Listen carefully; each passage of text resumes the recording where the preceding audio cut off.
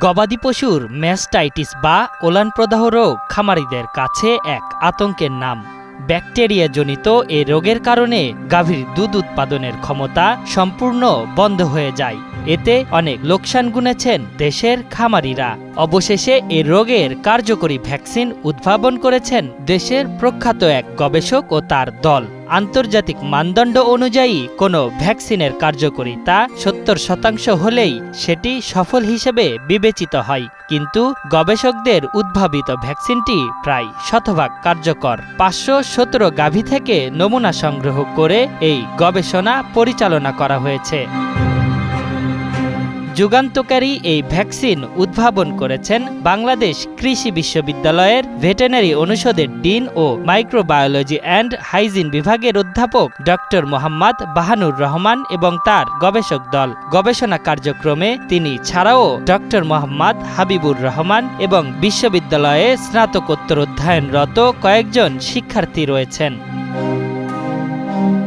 বাংলাদেশ বিজ্ঞান academy United states department of agriculture প্রোগ্রামের অর্থায়নে 2020 সালের 1 অক্টোবর এ গবেষণা শুরু হয়, যা চলে 2023 সালের 31 ডিসেম্বর পর্যন্ত।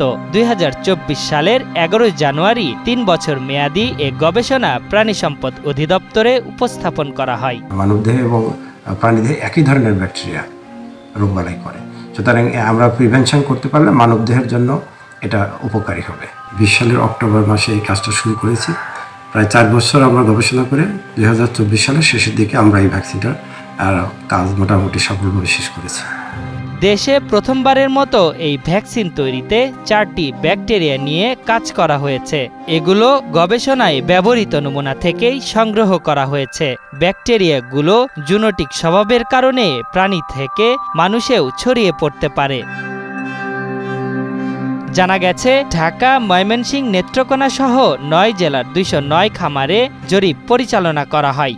জরিপে 46% গাভীতে ম্যাস্টাইটিসের সংক্রমণ খুঁজে পায় গবেষক দল। মাঠ পর্যায় থেকে স্যাম্পল সংগ্রহ করে সোমেটিক সেল কাউন্টারের মাধ্যমে ম্যাস্টাইটিসের সংক্রমণ ও এর তীব্রতা নিরূপণ করা হয়। পরে গবেষণাগারে দীর্ঘ ক্লিনিক্যাল টেস্ট ও প্রক্রিয়াকরণ শেষে এই ভ্যাকসিন উদ্ভাবনে সক্ষম হয় দলটি।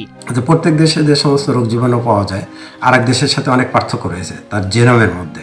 এই জন্য আমরা হোল জেনোম সিকোয়েন্স করে দেখাই দিয়েছি যে আমাদের দেশীয় ব্যাকটেরিয়ার জেনোম এবং এটা বেটার কাজ করবে বাইরে থেকে আনা ভ্যাকসিনের তুলনায়, এবং এটা যেহেতু দেশীয় প্রযুক্তিতে তৈরি হবে এর জন্য মূল্যটাও অনেকটা সাশ্রয়ী হবে এবং খামারিরা এটা সহজে ইউজ করতে পারবে। উদ্ভাবিত ভ্যাকসিনটি ইঁদুর ও গিনিপিগে প্রয়োগ করে নিরাপত্তা যাচাই করা হয়েছে। এই ভ্যাকসিনের কোনো পার্শ্ব প্রতিক্রিয়া নেই। ভ্যাকসিনের 2টি ডোজ গাভীকে দিলে ম্যাস্টাইটিসে আক্রান্তের সম্ভাবনা প্রায় 90% কমে যাবে।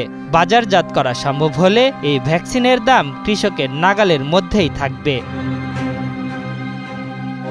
এক প্রতিবেদনে জানা গেছে, দেশে দুধের চাহিদা রয়েছে 158 লাখ মেট্রিক টন।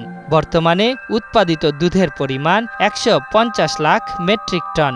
গাভীর ওলান প্রদাহ নিয়ন্ত্রণ করা গেলে উৎপাদন বেড়ে উদ্ধৃত হতে পারে দুধের যোগান, এমন প্রত্যাশা বিজ্ঞানীদের। আশরাফুল ইসলাম, 71।